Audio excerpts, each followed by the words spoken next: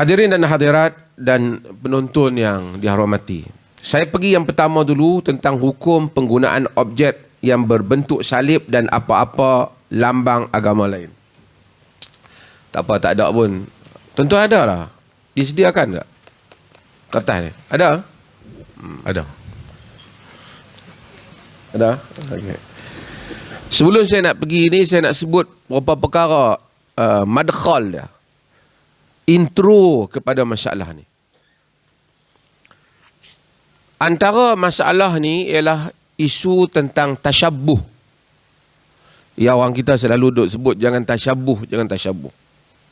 Tasyabbuh ni dia berasal daripada hadis Nabi SAW yang diriwayatkan oleh Abu Daud, diriwayatkan oleh Imam Ibnu Abi Shaybah, diriwayatkan oleh Al-Bazzar, hadis daripada Anas bin Malik, hadis daripada Huzaifah ibn Yaman dan juga Abdullah ibn Umar, iaitu man tashabbaha biqaumin fahuwa minhum.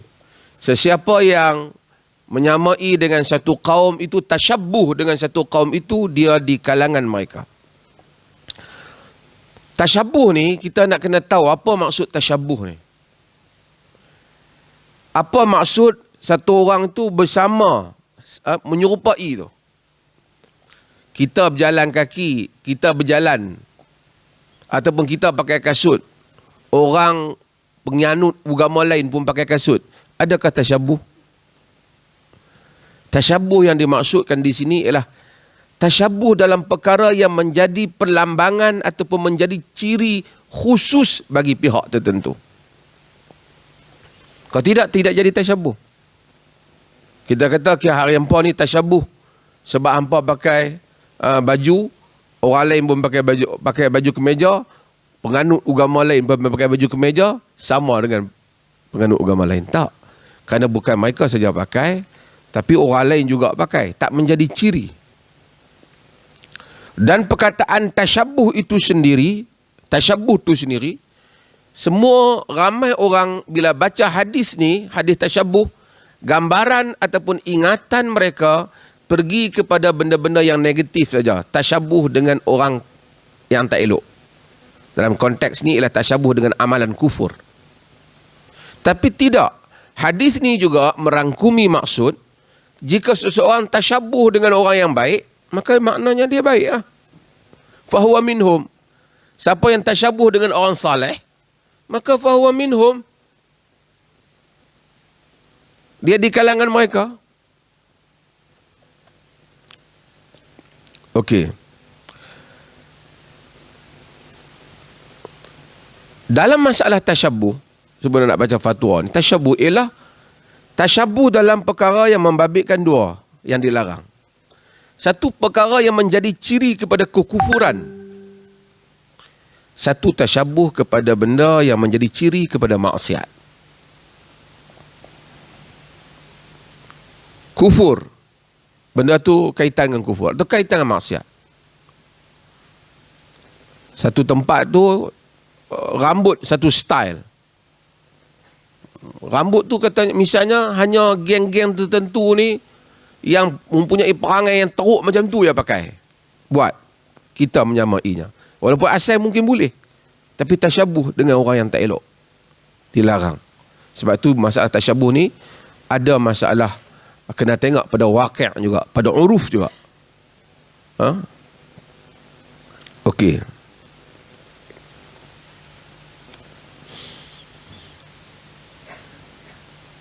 Kemudian ada dua hal sebelum saya nak baca ni.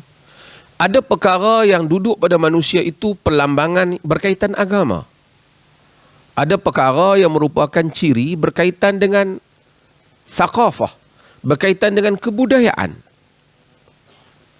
Kita pakai baju Cheongsam Cina, ia tak ada kaitan dengan agama. Dulu orang Melayu sensitif masa awal dulu. Zaman yang Mak Arif mungkin muda-muda lo. Makan pakai chopstick, kan? Orang rasa janggal. Dia takut menyerupai orang kafir. Padahal itu bukan ciri orang kafir, itu cara makan yang membabitkan kaum.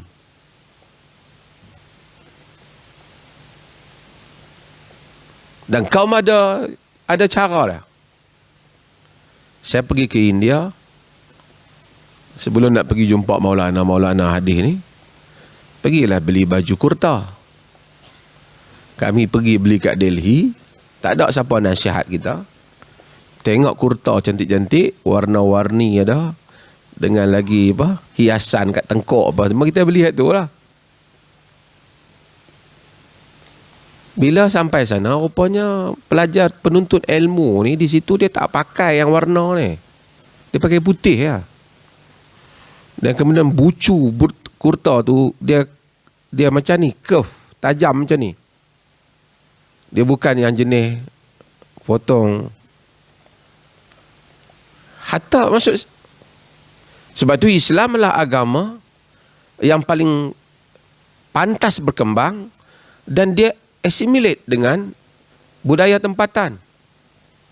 Orang Arab pakai jubah, mari ke India jadi kurta, mari ke Melayu lagi singkat jadi baju Melayu. Itu bukan ciri agama, itu ciri kaum. Kaum, inna khalaqnakum min dzakarin wa unsa wa ja'alnakum syu'uban wa qabaila lita'arafu. Kaum Allah ciptakan. So, kadang-kadang tak dipahami oleh, saya sebut juga tentang masalah culture ni. Pakai baju hitam perempuan, boleh lah, tak ada masalah. Tapi nak katakan itu pelamangan tentang ciri-ciri agama, tidak. Itu mungkin ciri orang diteluk. Wanita-wanita diteluk. Hadis-hadis menunjukkan isteri-isteri Nabi pakai pakaian berwarna. Riwayat-riwayat daripada Aisyah binti Sa'ad umpamanya, mereka melihat isteri Nabi dengan pakaian berwarna. Itu culture. Jadi kita kena bezakan hal itu. Dan ini juga yang menimbulkan persoalan di kalangan para ulama usul berhubung dengan perbuatan-perbuatan Nabi sallallahu alaihi wasallam. Ibn Qudamah Al-Maqdisi telah menulis kitab Al-Muhaqqiq fi ilmi al-usul bima yata'allaq bi af'alir rasul, tentang perbuatan rasul. Al-Imam Al-Ghazali umpamanya, dia menyalahkan sebahagian muhaddisin yang menganggap perbuatan Nabi itu sebagai sunnah. Dia kata ghalat, salah. Perbuatan Nabi, maksud perbuatan Nabi yang Nabi amalkan dalam bentuk jibiliyah maksudnya. Jibiliyah yakni yang menjadi, bukan Nabi saja buat, orang lain pun buat. Umpama pakai jubah, bukan saja Nabi pakai, memang masyarakat Arab pakai jubah. Dia bukan ciri Nabi. Kalau Nabi tak pakai pun memang itulah masyarakat Arab. Demikian serban, demikian seumpamanya. Sebahagian ahlul usul tidak memasukkan ini sebagai sunnah yang dituntut. Kerana dia bukan ciri, bukan khasais, bukan ciri khasais ataupun ciri-ciri yang zahir setelah datangnya agama Islam. Tak. Ini jibiliyah, ini bab sunnah jibiliyah yang dibahaskan oleh para ulama usul dalam kitab-kitab mereka. Sebab itu Syekhul Islam Ibn Taimiyah rahimahullah apabila membahaskan tentang hadis-hadis berhubung dengan pakaian Nabi ini, dia kata Nabi ini sallallahu alaihi wasallam pakai kamis, pakai serban, pakai baju bulu, pakai farajiah, baju hak besar labuh tu. Ada musafir pakai baju bulu pun ada. Pakai baju Yaman. Kalau kita tengok dalam hadis tu, Nabi sallallahu alaihi wasallam labisa jubbatan rumiyatan, dalam riwayat syamiyatan, dayatu qummain, sempit. Nabi pakai baju Rom, sedangkan Rom Kristian. Dalam sebagian riwayat baju Syam, jubah Syam Nabi pakai. Kan ini jibiliyah. Maka Ibn Taimiyah rahimahullah membuat kesimpulan, kata dia, maka yang jadi sunnah itu seseorang memakai dan memakan apa yang mudah di dalam negerinya. Kerana Nabi itu, isunya ialah Nabi memakai apa yang sampai kepadanya, yang mudah kepadanya. Dan dia tidak takalluf dalam hal itu. Yang ini tidak membeban-bebankan dirinya untuk buat satu desain baju khusus. Apalagi untuk buat desain kasut. Desain capal kah? Itu bukan tujuan Nabi. Dia tidak datang untuk itu. Dia datang untuk membawa syariat. Dia datang untuk bawa akidah, akhlak, peradaban, cara hidup. Kalau itulah tujuan kedatangan Nabi, ataupun itulah antara perkara yang mesti menjadi tuntutan mengikut Nabi, artinya tidak ada makna li ta'arafu, untuk kenal mengenali. Semua kaum kena convert diri mereka menjadi Arab. Di sudut pakaian, di sudut makan, cara Arab. Maka Allah menciptakan manusia daripada berbagai-bagai kabilah. Bukan itu tujuannya. Hatta kasut yang sunnah, berdasarkan keadaan. Kasut bagi orang main pejabat, sunnahnya lain. Kasut orang pergi kerja kontrak tempat bahayanya, sunnahnya lain. Yang paling selamat untuk diri dia lah, pakai kasut slipper pergi buat kerja tu. Walaupun kononnya macam bentuk capan Nabi, tapi bahaya kaki dia, nak buat apa? Macam tu juga orang naik, macam motosikal, selalu saya sebut, naik motosikal, sunnahnya bukan pakai serban, sunnahnya pakai topi keledar lah. Kerana dalilnya apa? Dalilnya Nabi perang pakai baju besi. Nak protect diri baginda. Tapi taklah Nabi kalau orang yang kata nak ada Nabi pakai baju besi. Saya selalu sebut contoh ni merata lah kan. Berulang kali. Mari satu orang mai jumpa kita pakai baju besi. Dia kata pasal pakai baju besi. Sunnah. Ada dalam hadis Nabi pakai baju besi. Memanglah Nabi pakai untuk perang. Sebab itu isu tasyabuh ni mesti dipahami dengan kerangka yang lebih luas. Sebab itu kita baca dalam hadis riwayat Imam Bukhari, selalu kita baca, kata Anas, lama arada Nabi sallallahu alaihi wasallam an yaktuba ila Rum, bila Nabi sallallahu alaihi wasallam nak tulis surat kepada Rum, maka mereka kata, ya Rasulullah, qila annahum la yaqra'una kitaban illa an yakuna makhtuman. Rum tak akan baca surat melainkan surat tu kena ada cop. Maksudnya cop tu bukan ikut-ikut surat Nabi dah cop, kita buat cop. Tapi cop tu bukan sunnah Nabi. Nabi buat benda tu setelah dimaklumkan bahawasanya Rom tak baca surat, melainkan kena ada cop. Kata Anas, fattakhadha khataman min fiddah ka'anni anzuru ila bayadihi wa naqasha fi Muhammad Rasulullah. Nabi pun ambil cop, khatam ni cop ataupun cincin baginda yang dibuat daripada perak. Ditulis padanya, aku macam terbayang, kata Anas, warna putih, warna perak lah di cincin tu, yang ditulis padanya Muhammad Rasulullah. Maksudnya Nabi buat. Ini salah satu benda menunjukkan kita follow protokol. Kalau itu merupakan tuntutan semasa. Ini juga saya bagi tahu lah. Kan? Kalau dalam parlimen orang kata kena pakai kod lah. Kalau orang kata hari tu tempat kami mai kena pakai baju Melayu bersampin, pakai sampin lah. Setengah orang dulu ada kes. Ada orang perjuangkan, mempertahankan sunnah. Bapa dan anak-anak dia yang tak mau pakai baju sekolah, kekal pakai jubah dan serban. Dia rasakan dia mempertahankan agama. Tapi tidak. Itu dah. Ada was you mengaji di rumah sendiri. Masuk tempat orang, you follow lah. Nabi tak kata Rum tak mau baca, biar dia sesat ya, kapiak sampai aku sudah. Ni surat Nabi. Tak, fattakhadha khataman Nabi follow. Ini adalah perkara. Kerana Islam ini kita tolerance dalam hal-hal yang tak menjejahkan prinsip kita. Orang suruh pakai songkok lah.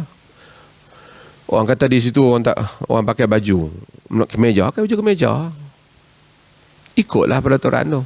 Melainkan dia kata telanjang, tak boleh ya. Okey. Saya masuk mukadimah itu supaya kita faham konsep umum pada hal-hal yang kita nak bincangkan. Okey.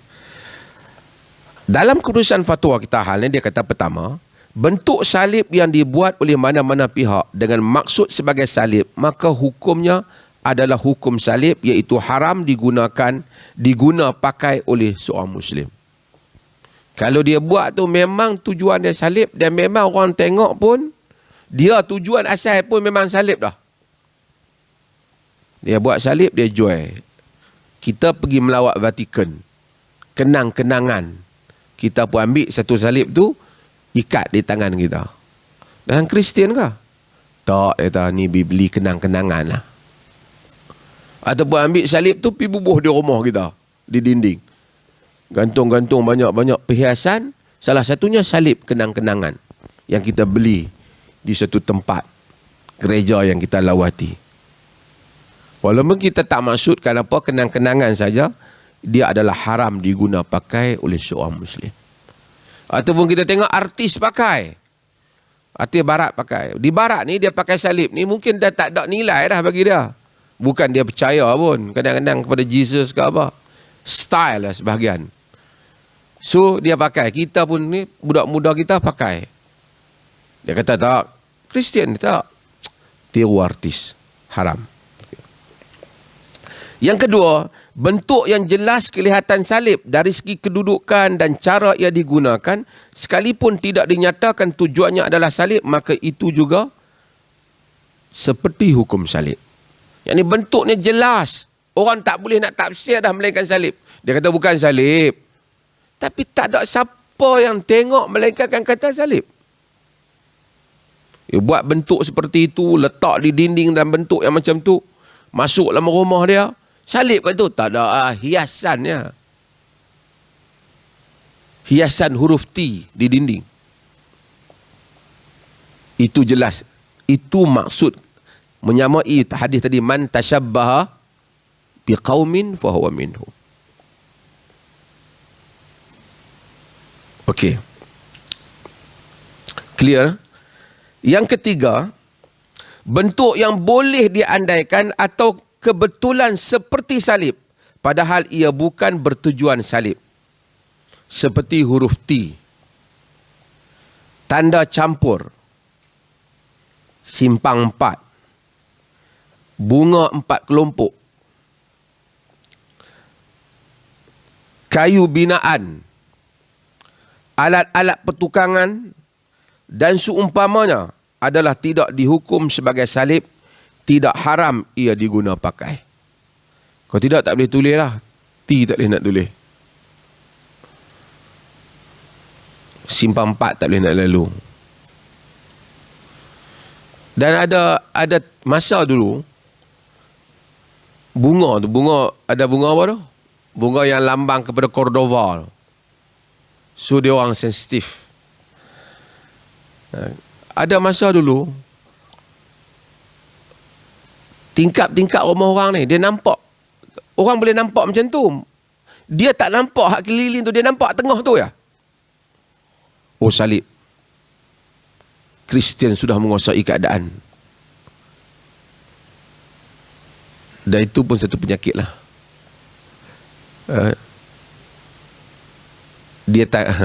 Kita tak tahu.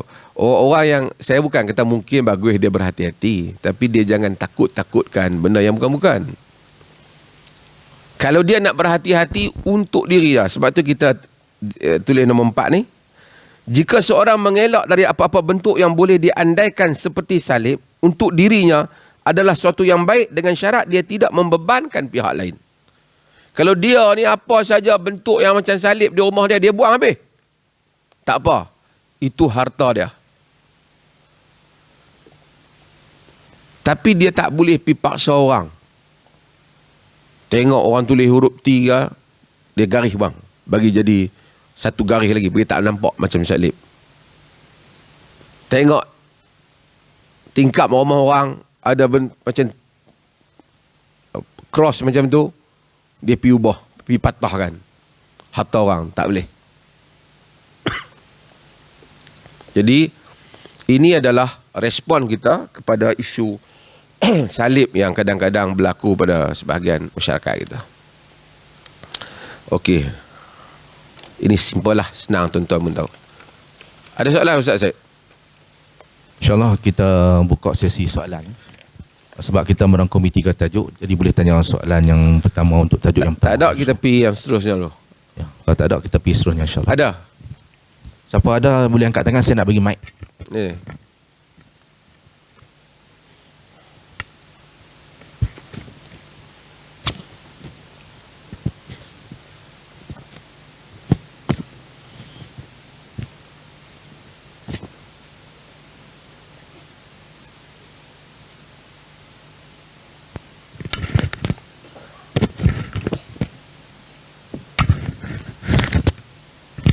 Assalamualaikum warahmatullahi wabarakatuh. Saya Zuraimi bin Ali. Di sini saya nak bertanya satu soalan. Jadi Datuk Mufti telah menyebutkan tentang penggunaan tanda salib lah. Jadi dari segi hukumnya adalah haram. Kemudian saya ingin mendapatkan penjelasan lah dari sudut kita kata adakah dia boleh merosakkan akidah atau iman seseorang ataupun boleh jatuh kepada kita kata kepada syirik lah. Terima kasih. Balik pada fatwa. Okey. Masalah tasyabuh ini para ulama bincang. Para ulama sekurang-kurangnya mempunyai dua pandangan di dalam masalah tasyabuh dengan agama lain. Satu pandangan mereka menyatakan jika seseorang tasyabuh dengan benda yang menjadi ciri khusus agama lain dan dia beriktikad dengan iktikad itu. Sebelum tu, yang pertama jika dia tasyabuh saja, dia tak iktikad apa, hari Sabtu umpamanya ataupun hari Diwali orang semua pergi ke kuil umpamanya, dia pun pergi cucuk api sekali lah apa misalnya. Orang tanya hang percaya? Tak ada percaya, saja kawan-kawan buat, dok kawan rapat dengan mereka, kita buat juga. Satu golongan ulama menyatakan kufur walaupun tanpa i'tiqad. Yang kedua ialah mereka menyatakan jika dia tidak i'tiqad, dia hanya suka-suka ya, dia telah melakukan dosa yang sangat besar tapi tidak kufur.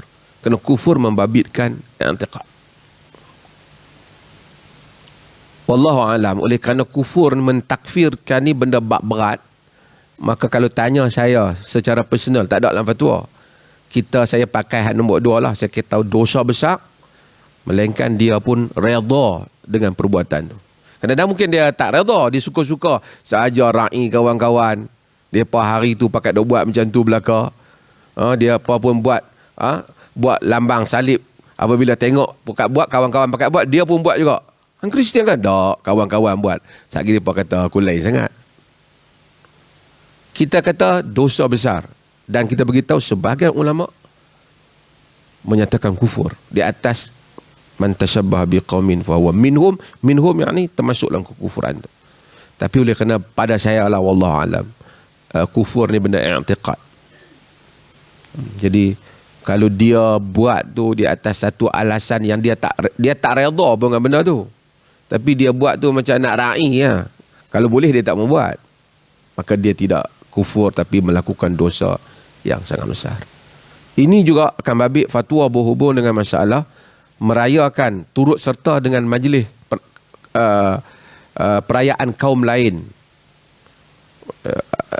hadir open house tu cerita lain, rumah tu buka itu cerita lain. Ini cerita hadir mengamalkan yang tak dibuat melainkan penganut agama itu sahaja. Itu seperti mana fatwa yang berkaitan yang pernah kita bincangkan dulu. Ya, terima kasih. Ada soalan? Ya, ada lagi soalan insyaAllah. Tak ada, kita pergi next. Ya.